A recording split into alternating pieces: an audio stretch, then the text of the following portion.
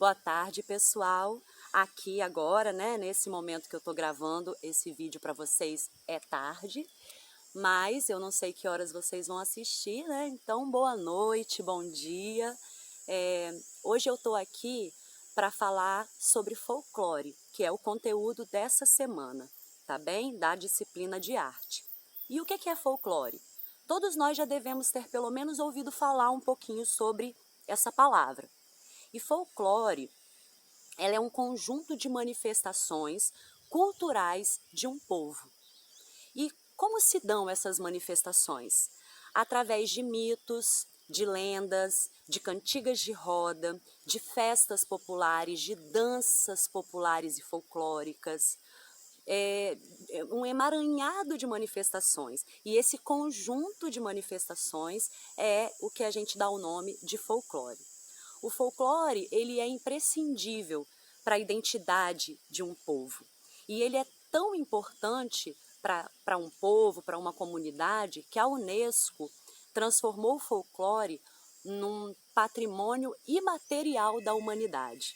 Então, cada povo, cada cultura vai desenvolver aí uma série de manifestações populares e a esse conjunto de manifestações populares nós damos o nome de folclore, tá bem?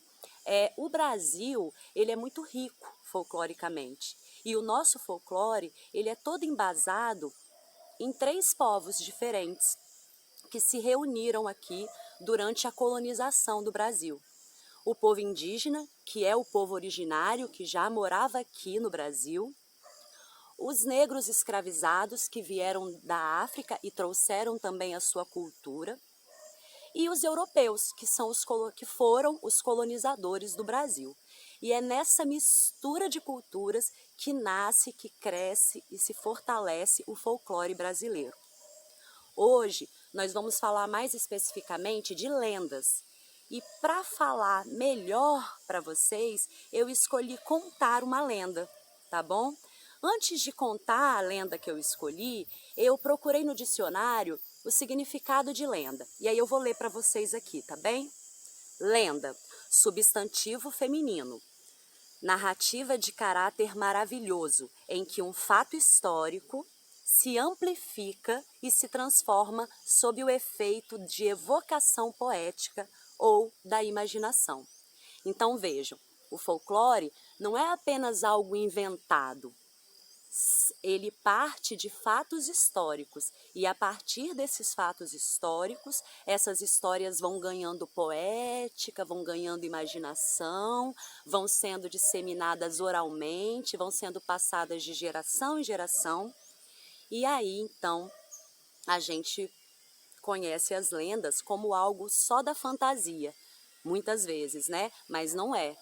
Toda lenda tem também é construída também a partir de fatos históricos, tá bom? Que são transformados, que são ampliados a partir da imaginação do povo daquele lugar que a transformou, que se apropriou daquele fato histórico e que transformou numa lenda, tá bem? Eu vou terminar essa primeira parte da aula lendo uma frase da Elisa Lucinda, que é atriz e poeta, escritora aqui do Espírito Santo. E ela diz assim: todo capixaba tem um pouco de beija-flor no bico. Eu escolhi essa frase porque ela diz muito da cultura capixaba. E aí, como eu vou focar para a história de hoje em uma lenda capixaba e especificamente uma lenda de Cariacica, que faz parte da tradição e da cultura de Cariacica, eu trouxe também uma frase da Elisa Lucinda que fala um pouquinho da cultura capixaba, né? O beija-flor, ele faz parte também da cultura capixaba. Então agora fiquem com a história, prestem atenção nessa lenda, que é a partir dela que vocês vão responder o formulário e fazer a atividade prática da semana. Vamos à lenda então agora, pessoal. A lenda que eu trouxe para vocês, ela chama Pássaro de Fogo. E ela diz respeito à região serrana e de Cariacica. Diz a lenda que muito antes da colonização do Brasil, viviam aqui 2 tribos, os botocudos em Cariacica, e os Temiminós na Serra. Essas duas tribos, elas eram rivais, eram inimigas, não se davam bem de jeito nenhum. O cacique da tribo de Cariacica teve uma filha, e ele deu o nome dessa filha de Jaciara, que significa noite enluarada, lua, estrela, tem a ver com a noite. E lá na serra, o cacique dos Temiminós também teve um filho, e deu o nome de Guaraci, que significa sol, dia ensolarado.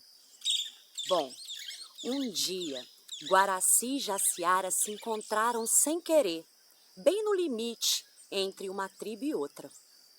Eles no começo se estranharam, mas quando eles cruzaram os olhares e fixaram o olhar um no outro, eles se apaixonaram. Só que o amor deles era proibido, porque as tribos eram rivais, então jamais os caciques iam permitir a união dos seus filhos. Bom, o deus Tupã, que é o deus dos Guaranis, olhando aquele casal apaixonado, sentiu muita pena daquela história de amor que não podia vingar por causa da rivalidade das tribos a que eles pertenciam. E com muita pena deles dois, ele mandou que uma fadinha fizesse com que eles se encontrassem num lugar bem escondidinho. E aí eles sempre se encontravam escondidos nesse lugar que era protegido por essa fada e que ninguém via.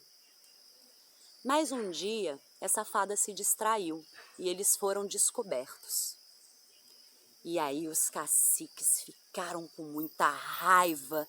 Meu Deus, isso não pode acontecer. Que isso? E aí pensaram como separar esses dois, porque eles não iam permitir que eles ficassem juntos. O pai de Jaciara procurou um xamã, que é tipo um feiticeiro da tribo, e pediu que ele fizesse algum feitiço para separar aquele casal de vez. O xamã pediu a todos os deuses que o ajudassem a encontrar um feitiço para separar o casal.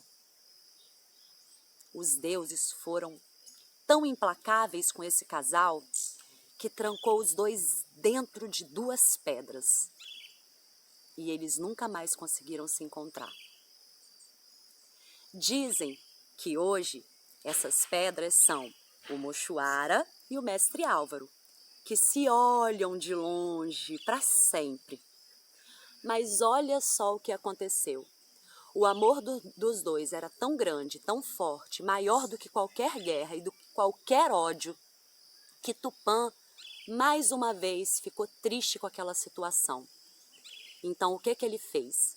Ele criou um pássaro fantástico de fogo e pediu que esse pássaro, uma vez por ano, fizesse com que Guaraci e Jaciara se encontrassem.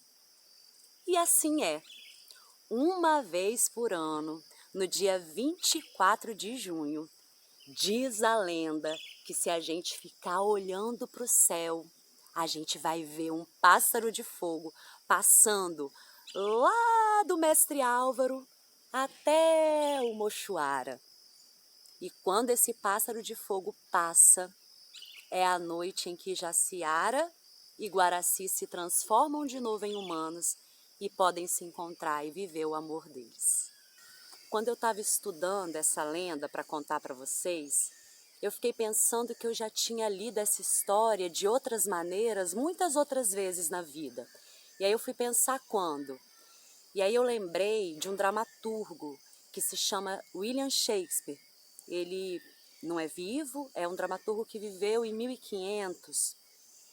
E ele escreveu uma peça que se chama Romeu e Julieta, que é famosa no mundo inteiro e até hoje ela é encenada pelos grupos de teatro, já virou filme muitas vezes. E ela também fala de um casal, um jovem casal apaixonado que é impedido de viver esse amor por causa do ódio. E aí eu fiquei pensando sobre isso e lembrei, inclusive, olha só, que o William Shakespeare tinha se inspirado numa história ainda mais antiga, lá da Grécia Antiga, que se chama Piramitisbe, que também é a história de um jovem casal que tem um final trágico por causa do amor proibido. E sempre relacionando esse amor jovem, esse amor que quer brotar, a um ódio antigo, a sentimentos, né, de rivalidade, de guerra. E aí eu fiquei pensando nisso, gente, que a gente vê isso lá num dramaturgo como William Shakespeare, lá na tragédia grega, tão longe, né, do nosso tempo agora, e a gente vê isso numa lenda de cultura popular, e todas elas falam desses sentimentos e são tão parecidas, porque os sentimentos são universais, e aí faz a gente falar uma mesma língua, né? Então fica essa reflexão para vocês sobre a importância do folclore, a importância de conhecermos a cultura do nosso estado, do nosso país, e também essa reflexão sobre os sentimentos, né? As lendas, elas são muito a expressão também do sentimento coletivo, do sentimento de uma comunidade. E agora, pessoal, vocês vão então responder as questões do formulário, e eu também vou deixar aqui uma proposta de atividade prática, tá bem? Eu gostaria muito que vocês fizessem no caderno de arte de vocês. Vai lá matar a saudade do caderno de arte e ilustre para mim essa lenda que vocês ouviram, tá bom? Pode ser com desenho, com pintura, com colagem, e depois tira uma foto e manda para mim. Um beijo e até semana que vem.